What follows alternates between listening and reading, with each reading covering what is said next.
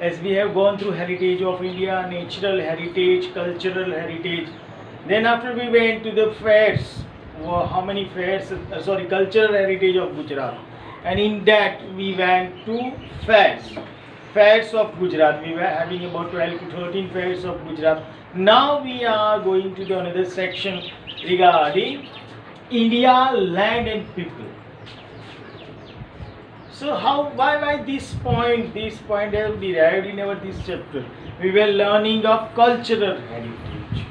But how? Heritage and that also cultural heritage we got from our ancestors. So who were the ancestors? Who were the people? Yeah, we can say who are the people. We can another form. Sorry, we can say who we are. Who we are. So from where we came? Are we Indians? We all. You can see in the southern part of India, people having dark skin, more dark. In some extent in middle part of India, we can say east and west side, people having different particular heights, body, their face. We can go through Assam, Tripura, Manipur, Nagaland. This side people are having just like they are looking like Nepalis, Chinese people they are looking. In northern side of India, there are people in a very good height body. We can say Haryani people, Punjabi people. So all are from one tribe. We all are from one blood. We all came from a particular place. Particularly we are Indians. Are our ancestors, forefathers, lakhs and lakhs years we can say. Before some thousand years, before some lakhs of years, we were Indian. With this, we were from here. How we came? Who came? So here this point came into existence by they have kept this point India, land and place. It is there in your textbook. You can go through the page number 5. It is written that primitive man means earlier man. Primitive means earlier man came into existence simultaneously in India and South Africa. This word you can use easily. Primitive man came into existence simultaneously in India and Eastern South Africa, mesmerized by varied and prosperous heritage. Many foreign tribes came to India. Consequently, the remain of all tribes are found here. So we can say that here it is saying, here it is marked over there. Many of the people, some might came from Africa, some were living over here with having different type of heritages. And we all, as I told earlier, this all mixture became our good culture, the best culture regarding the world. So who were they? The people, the tribes that came to India, who were they? Here it is written, the remains of all tribes are found here. Those tribes, they came to India. Some of them went away, some left over here. Still, as I told in 9th standard, in your standard, that some foreigners are still, they became Indian. They stayed here. They never went to that country. They became Indian people. In film industries also, you can say many actors are there. Some are living out of India, some are citizens of out of India, some are citizens of India. In some foreigners, like we can say example of Adnan Sami, he took the citizenship of India. So we can say that another tribe, another person from Pakistan, he came to India. He is living over here. His children might be living over further in future. So we can go. The Dravidians were considered to be the most ancient people of India. Underline this line. The Dravidians were considered to the most ancient people of India. But the modern researchers of linguistics and anthropology have proved that even before the Dravidian, 6 more tribes came and settled in India. Let's explore more about them. So the linguistic means linguistic, it's an art of language. So this is also a particular science. So we are learning, so we are using social science. As in introduction I told that these sciences have more and more depth regarding in this. So the linguistic science also is there. So regarding to the languageal, we can say, regarding to language, if we go through, we can, it is first of all they told that Dravidians were the tribes that came to India. But after researching and with linguistic means we can see some type of pronunciation of word, yeah, some language, some literature we can say. They came to know that before them 6 other tribes came to India. The first of one is, I have written negritude, means the Negroes, the Hapsipi. As we had seen, the South African peoples, yeah, West Indies people we can say, they are called Hapsi. So some historians believe that Negrate or Negroes are the most ancient inhabitant of India. They came from Africa via Balochistan to India. They were black, having height of 4 to 5 feet and curly hair. As we see, as we go to the Negroes, they are having small curly hairs regarding them. You can say Draven Bravo is there, Vivian Richard is there. Many of the people are there. Those who are from West Indies, yeah, Kenyan cricketer, you can go through it. You can have. So it is told that they came from South Africa to India via Balochistan, that is in Afghanistan. Now Austronesian people. People of these tribes came from Southeast Asia. Underline this thing. Their physical features were black skin with broad head. This head was broad, flat nose, short in height, etc. The Aryan, who came later on to call them Nishad.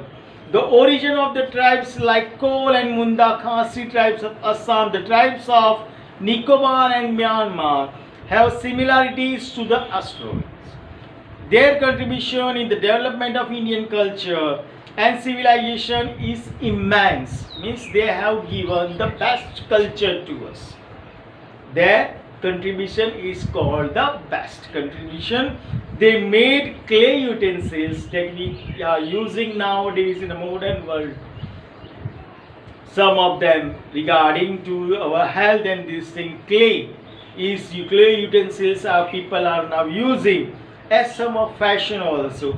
Wore cotton clothes, that we have to wear it cotton clothes, and knew many other skills. They had great religious belief too.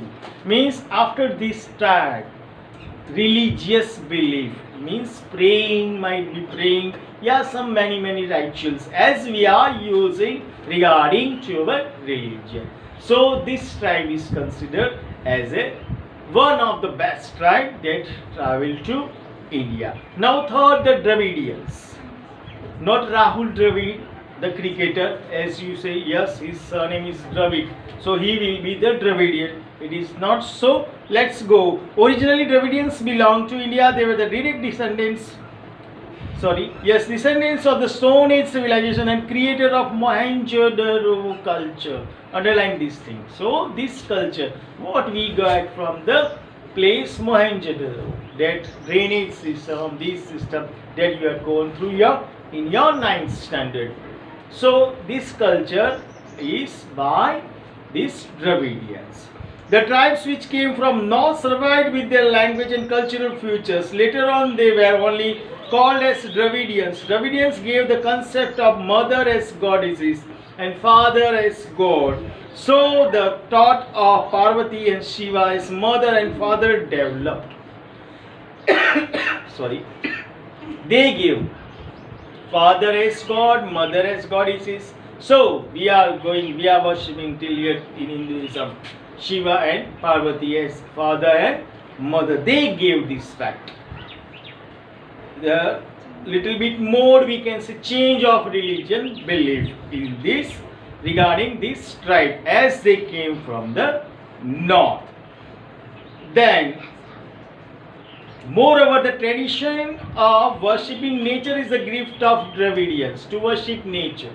As we are worshipping people, tree, banyan tree, many tulsi, that herb is there we are using to pray. The tradition of worshipping with dhoop, insect sticks, agarbatti we call, deep, lamp, diya, and arti are considered with the gift of the Dravidians. Beside nature and animals and worshipping etc. are the great future. Originally deities of Dravidians have been accepted by Aryans and were re-established by them as god of culture,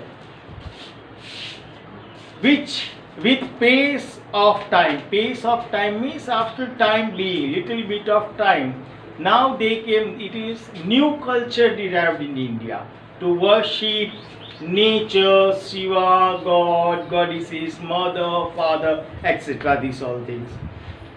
Beside nature and animal worship, etc., the great future origin dates of Dravidians have been accepted by Aryans and were re-established by them as god of culture.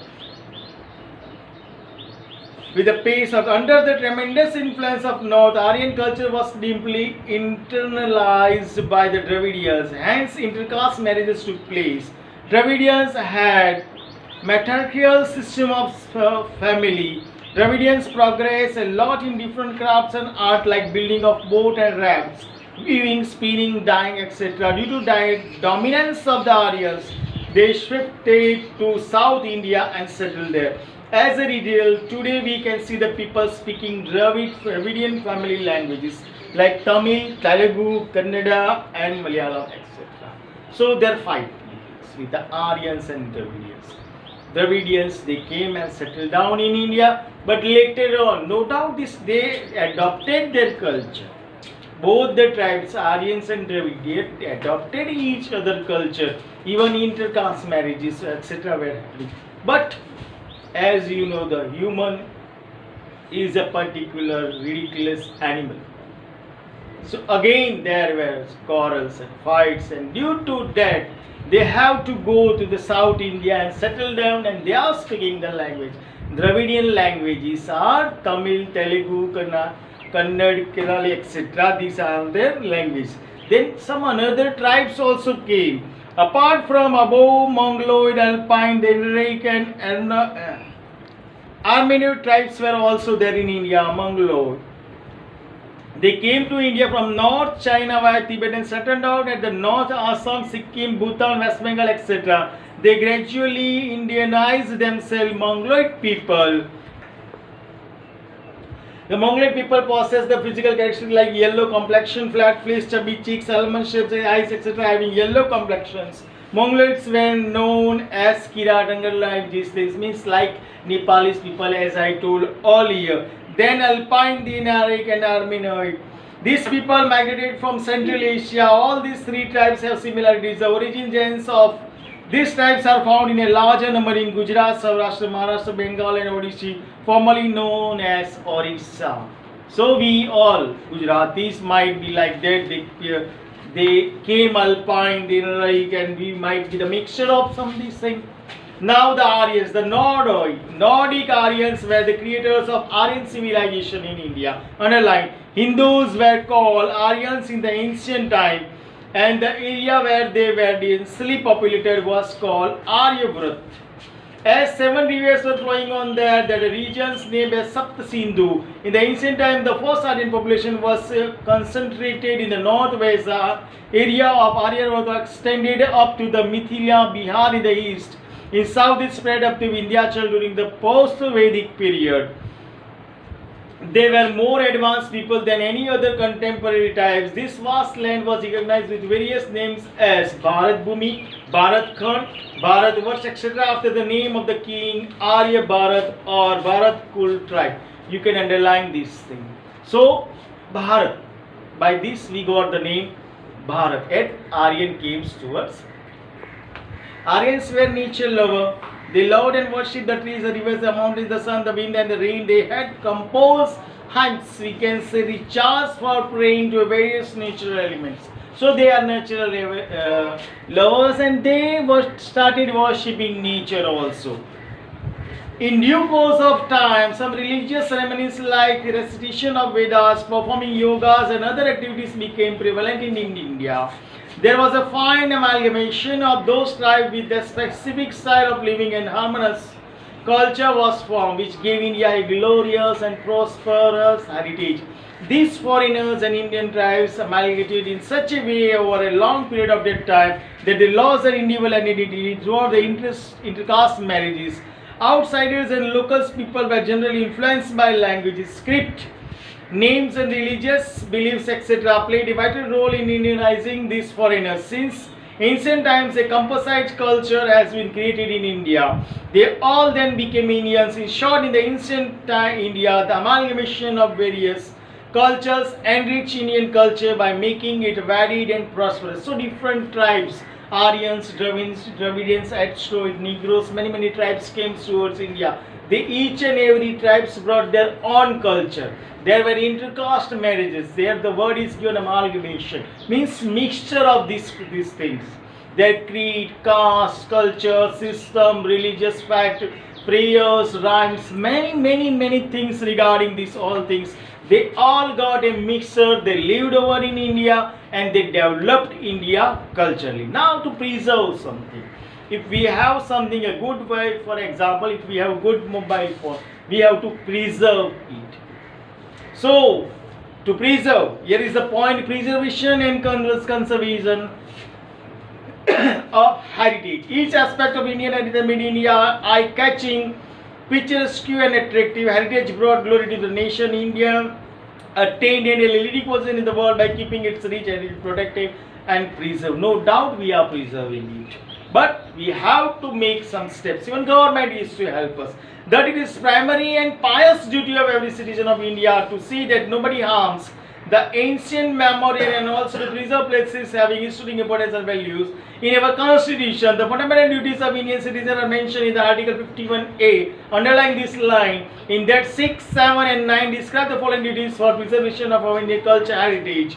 They are given below. To understand the importance of our harmonious culture, prosperity and it is to preserve. To me, we have to understand how precious it is and we have to preserve it. Maintain the forest, tanks, rivers, ponds and the wild animals and birds along with maintaining the natural environment and to show compassion for all living creatures. The protection of the public priority and giving to violence are also included in it. Thus nature has created beautiful landscapes. We should maintain the purity, sanctity and beauty of these places, considering to be our moral duty. The Indian heritage is the outcome of the development of the people of the India over a long period of time. Nature has generously donated abundant prosperity to India. India achieved invaluable opportunity in the fields of gradual development due to the India's peculiar natural structure. In this way, the Indian heritage is the result of the development of the people in India, the social, economical, political and cultural fields over centuries. So, it is our moral duty to protect our heritage, our culture. So, you all might be having this all thing, go through it, read this. If you have any doubt, just contact me. Thank you.